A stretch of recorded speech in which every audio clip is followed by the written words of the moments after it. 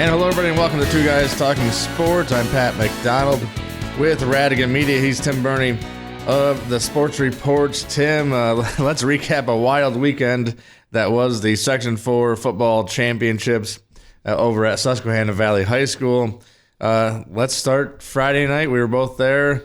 Owego Waverly. We thought we both picked Waverly in a low-scoring, close game, and Owego kind of turned it on its head right away with a pick six and never looked back, really.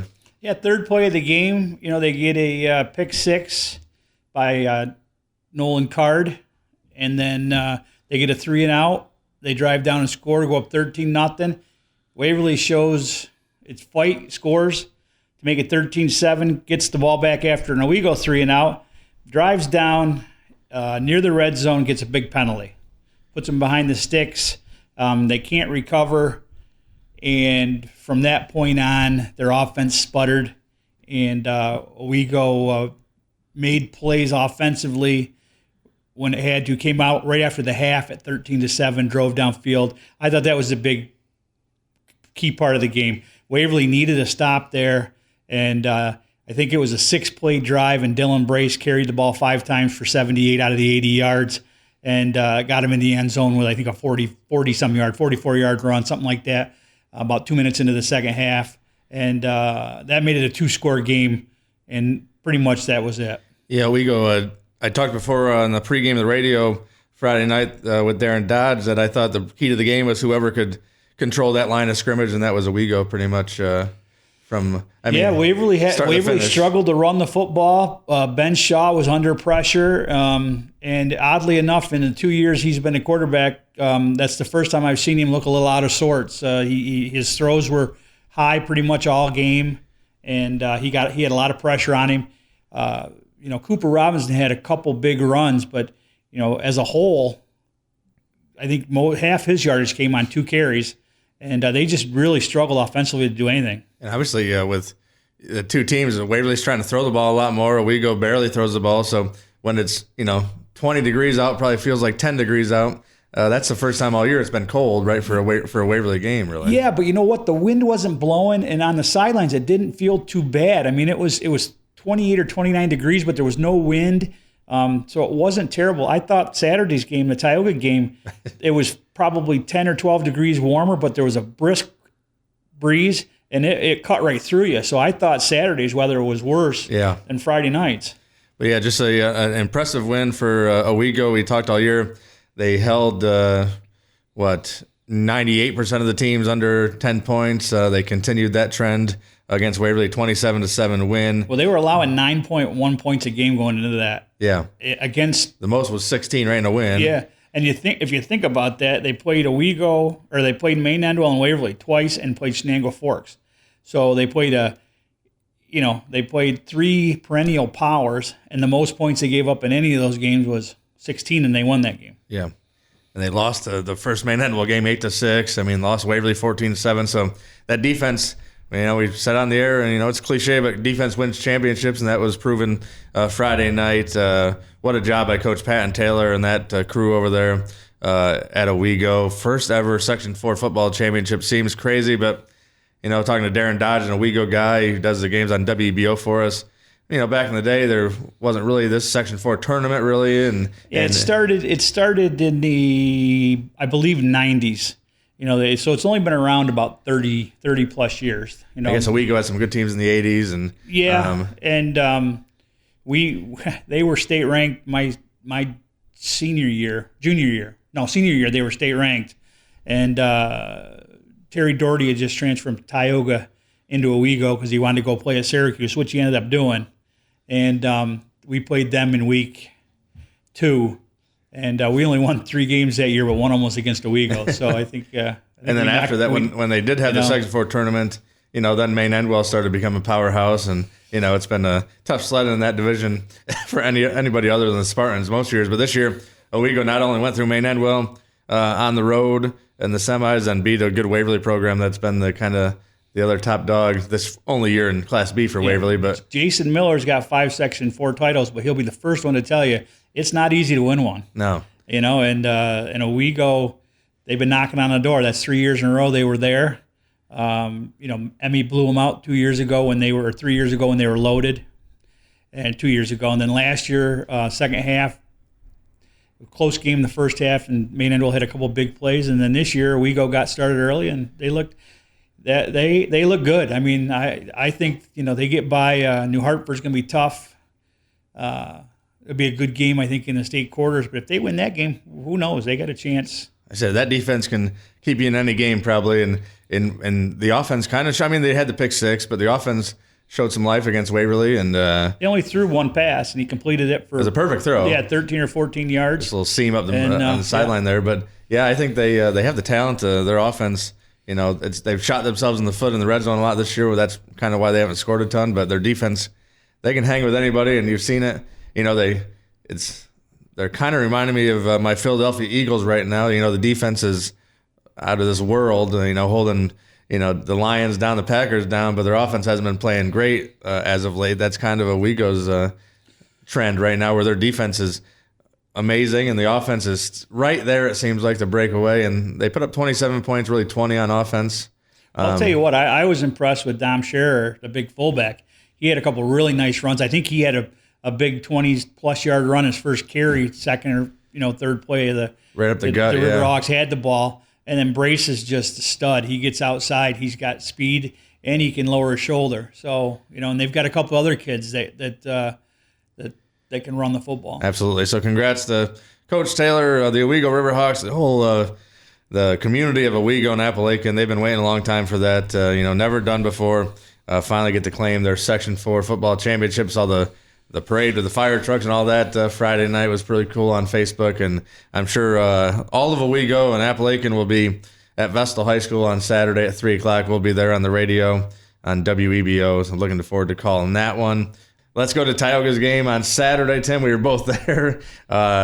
Tioga pulled away late, was dominating, up 3 scores, and then 6:57 to go at the Lightning decides to strike a few times, and so ends up being a 4-hour game. But in the end, Tioga back on top of the Section 4 Class D world, their 12th Section 4 title in the last 16 Since years. 2011, yeah. So they beat Trumansburg 44-28.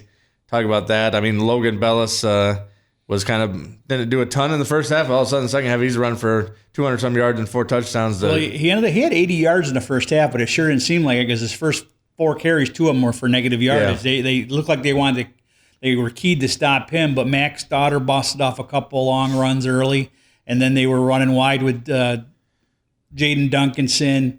And, so they showed Trumansburg that you can't key on Bellis or somebody else is going to hurt him. And then once they tried to stop everybody, they couldn't stop anybody, and Bellis busted a couple long ones to put the game away. But Tioga, that first possession, they drive down and score to get the 2-point. They traded punts, I think, and then the second possession, they went down and scored. Once they got up 2 scores, it was going to be a long haul for Trumansburg. Yeah, I think I said on the radio Saturday that 16-point lead doesn't seem like a lot, but against Tioga it is. And I kept saying that right before this, Bellis kind of went off in the second half, where it just seemed like they're very close to breaking those long runs like they always do.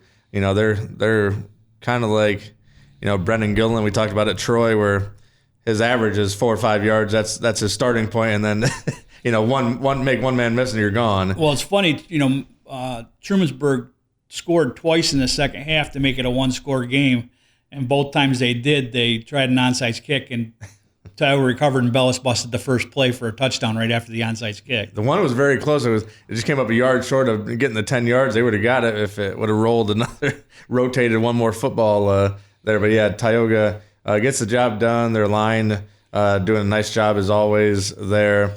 The funny thing about that game is that when Trumansburg's starting quarterback got hurt, they went to their tailback. They moved him into quarterback. He'd been running Wildcat, and the longer the game went, the more pressure Tioga started putting on him, the less effective he was. But when he first got out there, he kind of changed the game because he was throwing a nice ball, plus he was running the ball hard. And Coach Aiello they weren't planning on him, right? Correct. So, yeah, Aiden Clark Cabezas, other than Bellis, maybe the best player on the field. all around. I mean, he was their kicker, their punter. He had a 70-yard punt that downed at the 1 or 2 yard line. I thought the Norwich punter was the best one I'd seen all year. This kid, he was booming. He was killing, and it was 60 yards in the air. Like, and he, like I said, he hit a 70-yarder that downed at the 2.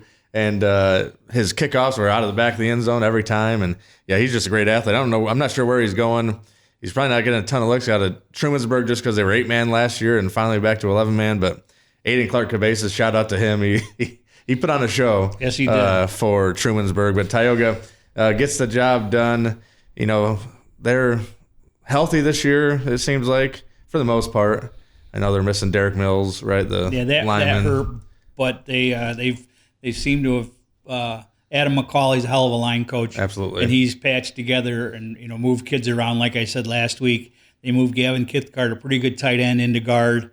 They moved people around. They moved Dominic Palmer from like a slot receiver into tight end, and it's worked out well for him. So Tioga gets the job done. They're going to play Friday night over at Vestal. We'll have the call on Choice 102 and WEBO. Who they got Friday night? Lowville. Section 3 champ Lowville. Yeah, so it's going to be a 5 o'clock start at Vestal State quarterfinals. I think Tioga, as long as they play their game, I think they have a good shot to keep moving on and on the road to the Dome there. I honestly don't know much about Lowville, but all I can say is that I know some coaches up that way, and they say the difference between the physicality between Section 4 Class D and Section 3 Class D is noticeable. Yeah. And I don't know anything about this Lowville team, so I don't know how big or physical they are. But Tioga's not very big. Like Nick Aiello says, we don't make people look at us when we walk off the bus.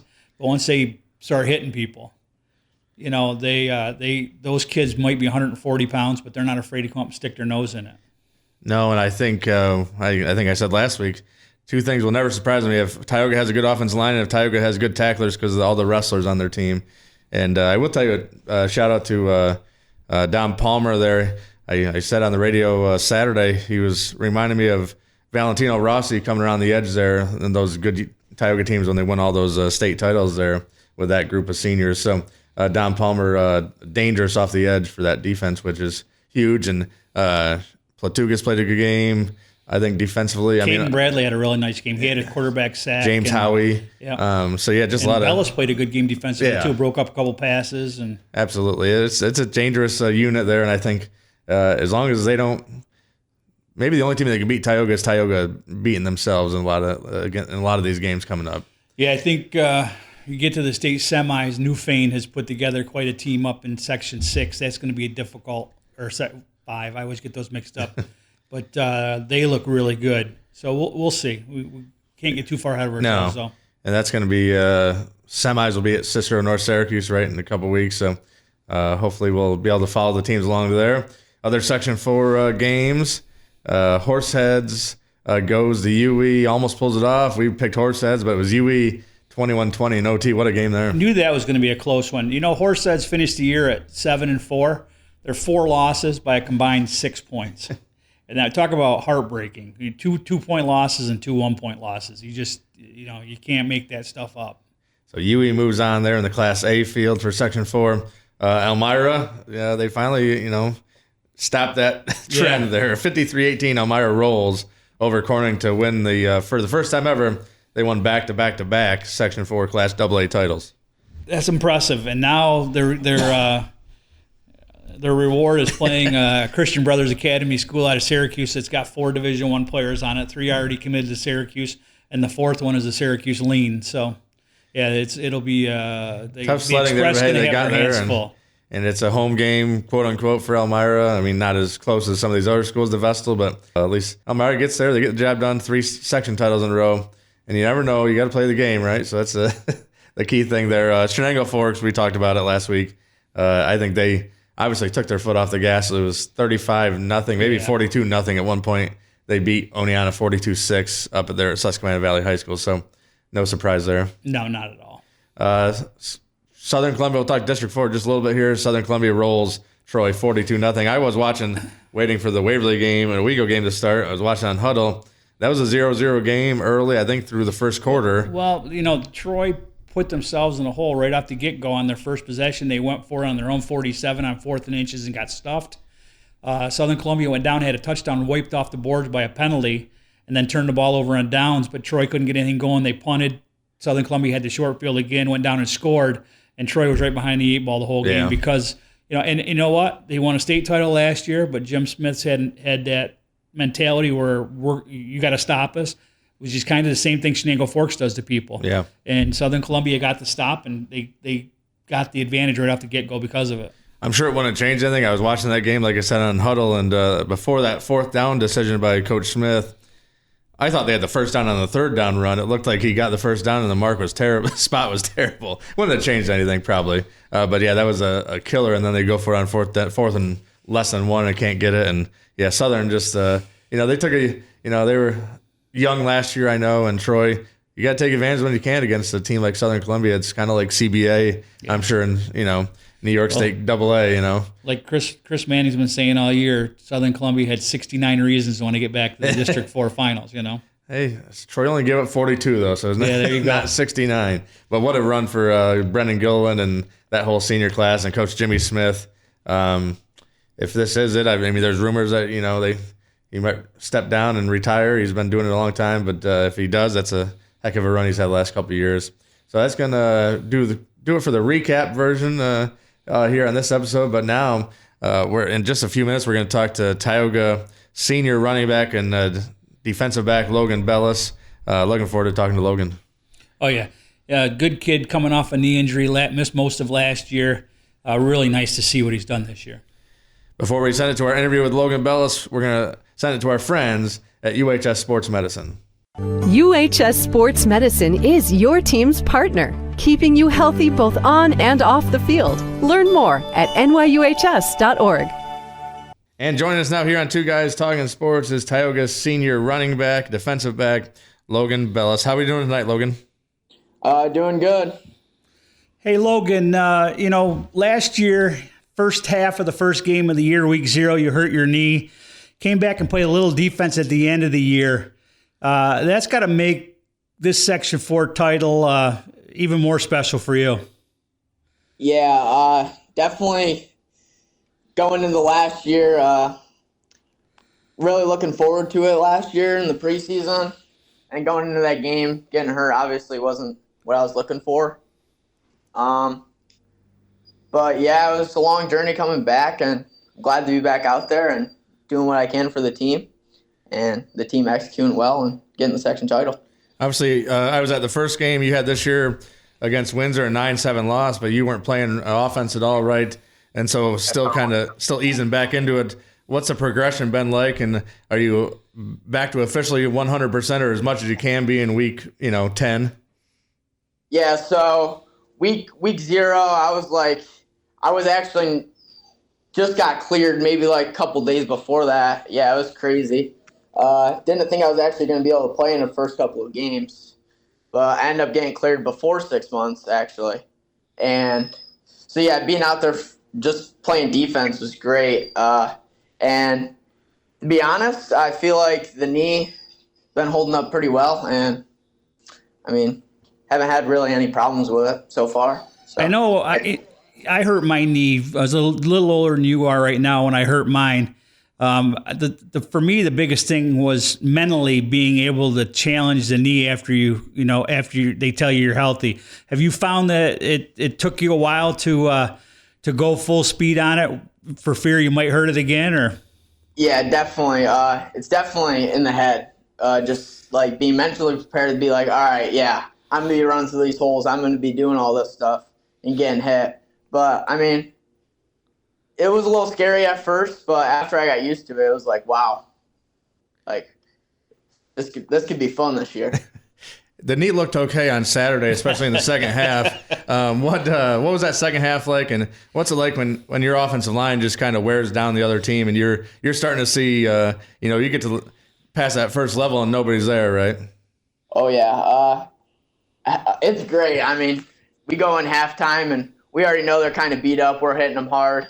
And the coaches just make adjustments, then all of a sudden we're just doing what we need to do and executing and just dominating in the second half. How difficult was it for you guys? I mean, this year, Derek Mills gets hurt in the week 00 game and misses the whole year. How difficult was it early in the year with all the changes in the offensive line for you guys to get into a rhythm? Yeah, definitely hurt losing him. He was one of our best linemen. Started with the older guys too, so he has some good experience. And I mean, we just have a lot of talented guys. So I mean, it definitely hurt. It definitely hurt us, but like bettered us. Kind of just like we got to really work for this now. Like, it's not a new thing in Tioga, but it seems like this year you guys have a lot of weapons, a lot of running backs or fullbacks that I'm sure everybody wants to get the ball. What's that like for you guys? Is it just as long as you're winning games, you guys don't really care who's getting the yards and getting the touchdowns? Yeah, I mean, it doesn't really matter as long as we're winning games. And I mean, yeah, it doesn't really matter. I like Jay Dunk running the ball. I like Jack running the ball. I like him throwing the ball. I like Caden Cole running the ball. Cheeks running the ball up the middle. We got some big guys, talented guys, fast guys. We can really lay it out across the whole field. How much, Jaden was quarterback last year, and I thought he did a pretty decent job. You guys had so many injuries, but Jack Bombard looks like he's kind of, brought a little leadership to the team this season at quarterback. Your thoughts on Jackson?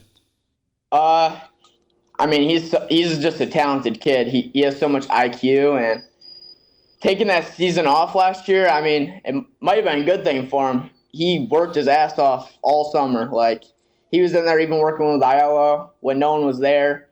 You can just tell he wants it. Like, he wants to be the quarterback. He wants to do all this stuff. So I'm just happy for the kid and glad he's doing his job. And let's go back to Saturday's game. Let's talk defense. How much of an adjustment was it? Obviously, and I'm sure after halftime, especially when they lose their quarterback, you guys prepared for him all week. Vinny King, a young quarterback there who played well all year, and then Aiden Clark-Cabezas, who is a running back, but obviously can do it all. He had a great game on Saturday. But how tough was that to make adjustments on the fly? Yeah, it was a little tough. Their starting quarterback could really sling it, so we were really more worried about the pass at that point. And once he went down, it was like, all right, now they're just running the Wildcat run, and we just focused on pass all week. So it was really just like hard switching over back to the run and just trying to get back in the hand. But the coaches did well on game planning us to get ready for that, and we executed it. How do you stay ready on the 75-minute lightning delay there? What was that like? Coaches just keeping us in it, really, and just trying to stay hydrated and not lose everything, and know that you still have a game possibly ahead of you, and just go out there and keep dominating. Yeah, no matter the weather. Not a bad start when you return. You stop the 2-point try, right, and then you score right away. So yeah, you recovered the onside kick and then broke one for a touchdown the next play. Yeah, that was fun. Line did their job, and I mean, when the line does their job, I mean, I can do my job, but. Obviously, you got some guys that were on the last of the team when you went to the Dome the last time, I'm sure, but you have the new guys too. What are you telling them? Obviously, this is a new week, right? Section 4 titles accomplished, but now you got to switch your mindset, right? But you get to play right at Vestal, so that's got to be nice. Yeah, not as long as the drive, but I mean, we've been playing great on the away games. I feel like we're almost undefeated on the away games this year. So, I mean, just having grit, just being prepared and have a game plan ready for them, and just going into the game and dominating and executing the game plan. And really looking forward to it with the team. Looking back a little bit here this year, there were a lot of questions coming in to this year with your team just because, Jackson Bombard was a new quarterback. You were coming off an injury. You guys had lost last year to Delhi twice. At what point this season did you look at this team and say, "Hey, we could win a Section 4 title and do some damage at states"? I feel like it was really after the Delhi game when we came out after being deposited, a really good team. which everyone thought they were going to be the best team coming out. We just moved around Millsy because he got hurt. And, I mean, after 2 weeks getting into the game plan, we were executing it pretty well. We just had to fix up a few things. So, basically, after week 2, I was like, wow, we're really rolling. This could be good. So, I mean, it's been a while. Just everyone has to stick with it and just want it. Talk about the Tioga crowd. They always travel, right? What's that mean to you guys to see them on the sidelines in the stands and doing the first down cheer and all that? Yeah, I mean, it's great having a community like that just is there supporting the football team. Can't ask for really anything better. And what's it going to take, obviously, to make a run to the Dome again this year? I feel like everyone's got to want it and really have the grit and determination to show up every day and work their ass off and win games. My last question for you, Logan. Talk a little bit about Coach Aiello and that coaching staff you guys have. Oh, they're great. They work, I mean, like on the weekends, they'll go over to each other's houses and they'll just sit down for hours and hours and hours and just talk about what to do and the game plan and practice plans. I mean, they just do everything that they need to do to get us ready for the games, and can't ask for better coaches. I mean, they do amazing job. What's it like for you? Obviously, we talked last week to Coach Aiello about he's got some new guys on the staff, right, that are recent grads and just got out of college playing college football. What's it like to have them around the program again? Yeah, it's definitely fun and brings a little bit of joy to practice, and they give really good scout looks. We don't have too many guys, so they jump in on scout a lot and hold the pad at least for us, and they're just making us a whole better team all around. Let me switch subjects on you here a little bit. What are you looking at for the winter season? How the Tigers going to stack up on the wrestling mats this year? Hopefully hopefully our weights all even out well, so we have like a whole team and we can do some damage there too. We're really looking forward to it. We got some people spacing out right now, so could work out in our favor. Well, hopefully for your sake, you don't start for a couple more weeks, right? Yeah, hopefully. 3 weeks. That's my plan. That is Tioga senior Logan Bellis just helped lead his team to another Section 4 Class D title. They will play Lowville on Friday night, 5 p.m. at Vestal High School in the state quarterfinals. Logan, thanks for joining us here on Two Guys Talking Sports. Thanks, Logan. Thank you. And we want to thank Logan Bellis for stopping by Two Guys Talking Sports. Coming up next episode, you're going to hear from Owego Free Academy Riverhawks and the newly Section 4 Class B champion quarterback Garrett Phelps and lineman Dylan Davis. Looking forward to talking to them. Obviously, a big win over Waverly to win their first ever Section 4 title, but now they have bigger goals in mind. Yeah, I think the pressure's off now. You won your program's first ever sectional title. Now you're headed to states. I don't think there's any pressure on this team. I think they go out and play free, and we'll see what they can do. Absolutely. So that's going to do it for this episode. We want to thank Logan Bellis once again. Next episode, which will come out tomorrow, is going to be with Garrett Phelps and Dylan Davis from the Owego Riverhawks. For Tim Burney, I'm Pat McDonald. We'll talk to you next time.